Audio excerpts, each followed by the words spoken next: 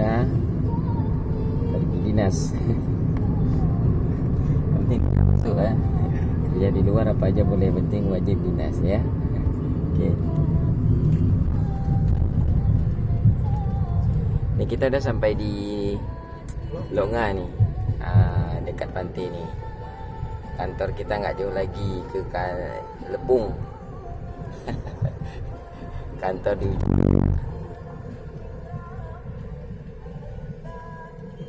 ni. Bang Isan lagi nyupir ni.